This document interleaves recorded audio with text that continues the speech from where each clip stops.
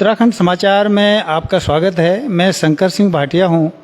आज हम अधीनस्थ सेवा चयन आयोग के अध्यक्ष गणेश मर्तोलिया जी के साथ हैं। मर्तोलिया जी ने इस आयोग में जो गड़बड़ियां हुई, जो स्थितियां खराब हुई, उसके बाद कार्यभार संभाला है और जो हम बहुत सारे विषयों पर आपसे चर्चा करेंगे। कुछ परीक्षाएं निरस्त हुई हैं, उसका विरोध हो रहा है, कुछ शुचिता कैसे बने रहे इन परीक्षाओं में, इस पर बात करेंगे और आयोग फिर से पटरी पर कैसे आए, अपनी परीक्षाएं कैसे फिर से शुरू करे, इन 2-3 बिंदुओं पर हम आपसे बातचीत करेंगे।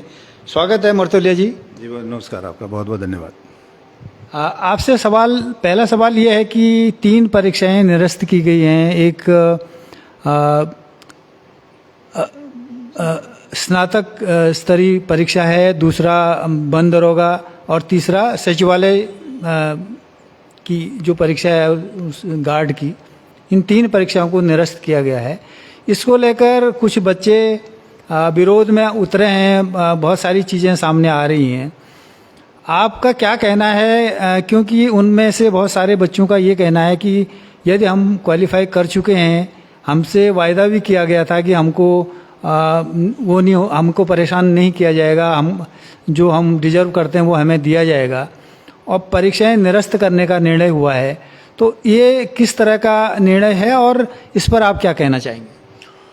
देखिए, 3 परीक्षाएं जो स्नातक स्तरीय है और सचिवालय रक्षक है और वन दरोगा है, इसमें एसआईटी जांच कर रही है, विवेचना इसकी चल रही है अभी।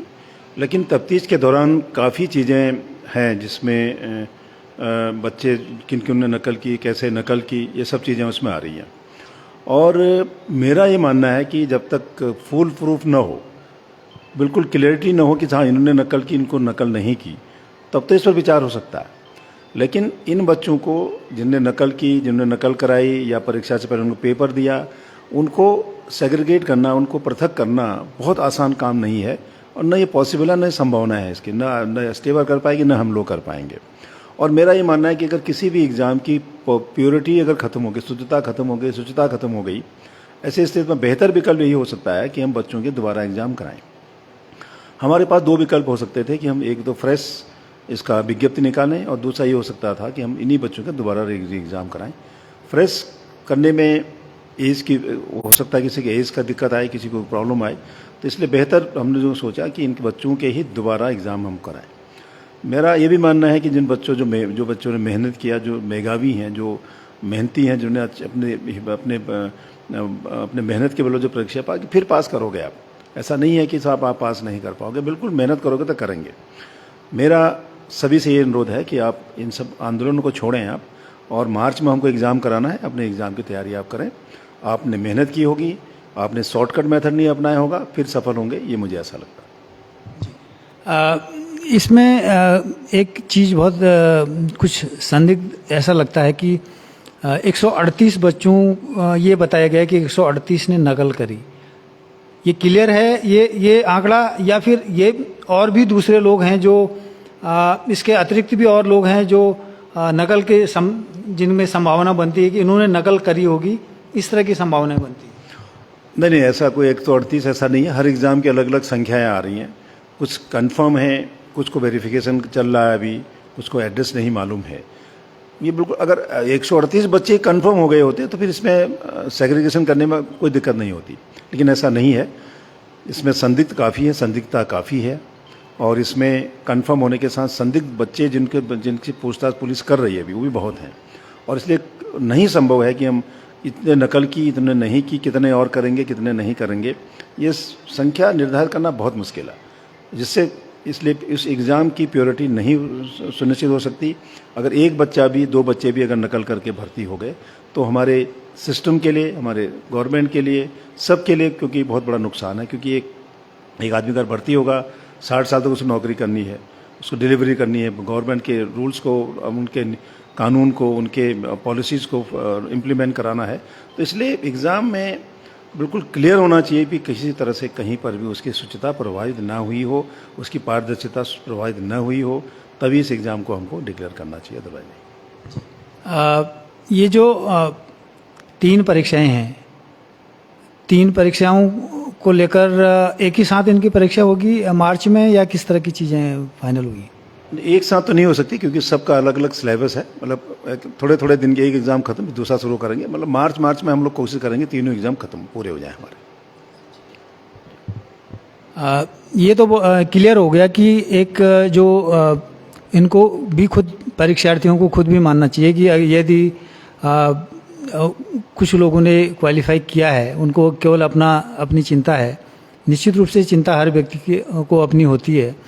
उसके बाद कुछ लोग यदि संदिग्ध टाइप के लोग भी यदि निकल गए, उसमें सेलेक्ट हो गए, तो ये पूरी परीक्षा ही बेमानी हो जाएगी। इस बात को तो शायद सभी को मानना चाहिए। तो इसलिए आयोग ने ये निर्णय लिया है कि ये 3 परीक्षाएं दोबारा होंगी और इसमें इन परीक्षाओं में वही लोग पार्टिसिपेट कर पाएंगे जिन्होंने पिछली बार परीक्षा दी है। और जो नकल करते हुए पकड़े गए हैं या जो इंडिकेट हो चुके हैं ये लोग नकल, वो परीक्षा के लिए अयोग्य माने जाएंगे। इसी तरह का निर्णय होगा। हाँ बिल्कुल, जो बिल्कुल जिन लोगों इसमें रडार पे हैं उनको इस एग्ज़ाम में बैठने की अनुमति नहीं होगी, उनको डिबार किया जाएगा। केवल वही बच्चे जो बिल्कुल मेहनत से पास हुए थे या फिर जिन लोगों ने पहले एग्ज़ाम दिया था वही लोग बैठेंगे। संदिग्ध लोगों को, सस्पिशियस लोगों को, जिन्होंने नकल की या नकल करने की प्रयास किया, वो निश्चित तौर पर डिबार किए जाएंगे। ये बात क्लियर होगी 3 परीक्षाओं को लेकर जिनको निरस्त किया गया है और दोबारा री एग्ज़ाम होगा। दूसरी बात जो महत्वपूर्ण है कि आयोग से परीक्षाएं, समूह ग की परीक्षाएं लोक सेवा आयोग को ट्रांसफ़र की गई थी। वो मजबूरियां थी, यहाँ की व्यवस्थाएं पटरी से उतर गई थी। क्या आप ने आने के बाद किस तरह की तैयारियां की हैं कि जो नई भर्तियां हैं, जो समूह ग की नई भर्तियां आएंगी, वो उसको पटरी पे लाने की संभावनाएं आपको कब तक दिखती हैं? ये बिल्कुल सही निर्णय था उस टाइम, क्योंकि हमारा आयोग उस एग्ज़ाम को कराने में उस टाइम बिल्कुल तैयार नहीं था, न वो संभव था। और अभी जैसे एग्ज़ाम हमारे 3 एग्ज़ाम ही हम कंडक्ट करा रहे हैं, हम अपनी पूरी व्यवस्थाओं को, पूरे सिस्टम को या पूरे अपने नियम को काफ़ी हम लोगों ने स्टडी कर लिया है। और हम लोगों ने एक एक्सपर्ट टीम भी बनाई थी जिसमें काफ़ी चीज़ें उन्होंने हमें बताई हैं। हम अपने नियमावली में, अपने SOPs में जो आवश्यक हैं उनमें अमेंडमेंट करेंगे। हमने उत्तराखंड के साथ साथ अन्य स्टेटों का भी सिस्टम को स्टडी किया है।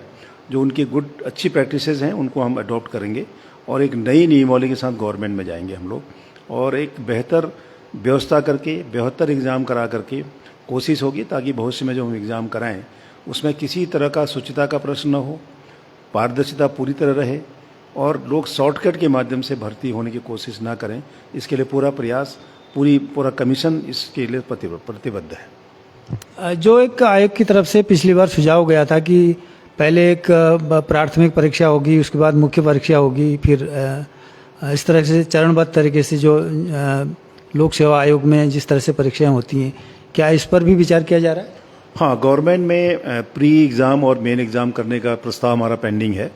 और इसमें लेकिन अभी हम नई नियमावली हम लोग ये भी गवर्नमेंट को भेज रहे हैं कि 2 टियर एग्ज़ाम हो या फिर साल में एक CET हो, संयुक्त पात्रता टेस्ट भी हो, परीक्षा हो।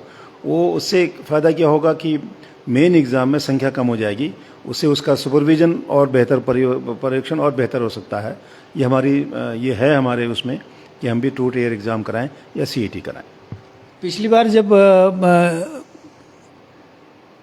परीक्षाओं के प्रश्न पत्र की जो चीज़ें सामने आई थी और इस तरह एक लगा कि वो सारी चीज़ें ओपन हो गई हैं और जो गोपनीयता है वो ख़त्म हो गई है, तो इस तरह के आगे भविष्य में इस तरह की चीज़ें ना आए उसके लिए किस तरह के आप कदम उठा रहे हैं?